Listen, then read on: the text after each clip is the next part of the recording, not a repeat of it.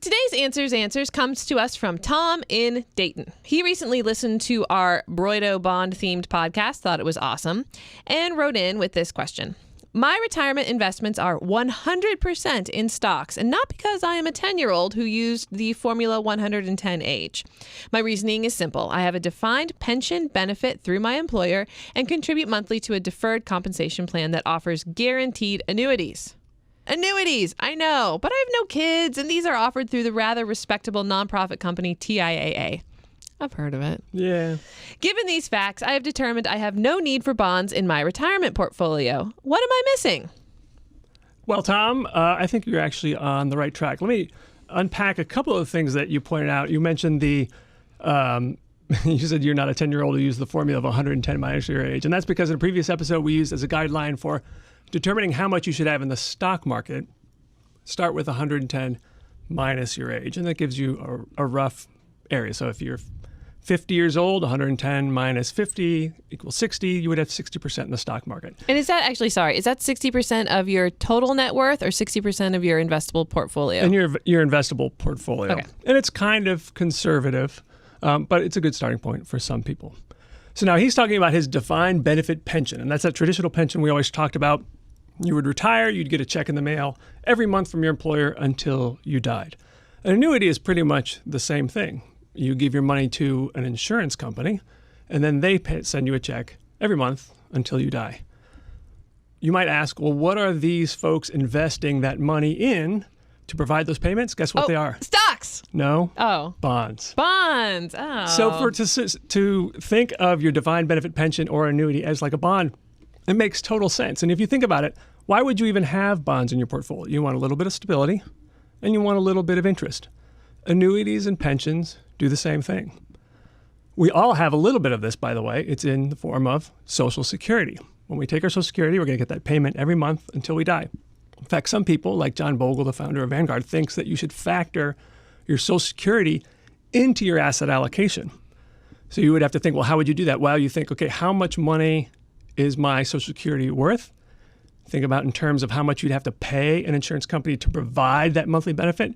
You're talking about actually between $500,000 and $800,000, depending on your Social Security benefit. That's a big asset, and you already have it pretty safe. So then you may not need as much in stocks as you would think.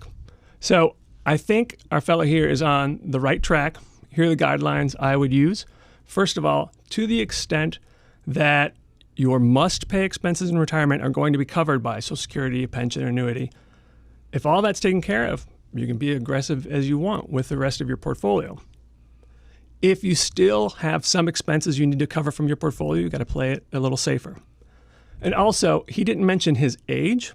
I don't know if he's far from retirement or close to retirement. But one risk of having a portfolio 100% in stocks is, let's say he wants to retire in 5 years, but then the stock market tanks. If he would still have to rely on part of his portfolio to retire, then his plans are going to have to be delayed. In that situation, he might want to play it a little safer with some of his portfolio. Could be bonds, could be cash, as we'll talk about soon. But that would be another reason why to play it a little safer. Otherwise, I think he's on the right track. Hey, way to go, Tom. You get a thumbs up from Robert Brokamp. Ting. I don't know. Robert Brokamp approved. Brokamp approved. One thing I didn't mention, there's actually a fellow by the name of Wade Pfau who's considered like a leading thinker in the world of retirement planning. And he's written some papers about how people actually should rely on annuities rather than bonds, because bonds do fluctuate in value. You don't know exactly how much interest you're going to earn in the future. And if you live a long time, you might spend all your bonds. Whereas with these annuities, a pension, Social Security, you can't outlive them. They take care of that longevity risk for some people. So for some people, it's actually better to replace all their bonds with an annuity. Right. And people generally, I feel they think that the annuities are like a 4-letter word. But as we've talked in previous episodes, not all annuities are equal. Right. And this is the straight annuity where you just hand over a lump sum and then you get income every month. Now, there are more complicated annuities, variable annuities, equity index annuities. Those are things that are getting, you're getting a trickier territory there, certainly higher expenses. They might make sense, but for most people they don't. But for a straight income annuity, I certainly plan to buy one when I'm older. Oh, wow. Quite the endorsement. I do, because here's why.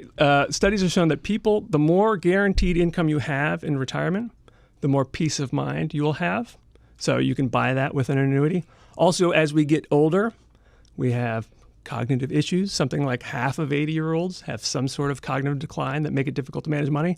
If you've handed over this lump sum of money to the insurance company and you can't get any more than that monthly check, it's okay, because even if you go a little batty, you can't mess it up.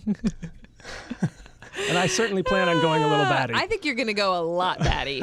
I think you're already starting at a little batty. Yeah. And so, yeah. But in a good way. Thank you. Thank you. And the final reason, too, would be if my wife outlives me, which if genetics and personal hygiene are any indication, that will happen. She has no interest in managing money, and I'm going to put it in my will that when I pass away and she's older, she should buy an income annuity. That way she has that guaranteed income coming in, and she doesn't have to worry about it. That dirty, dirty money.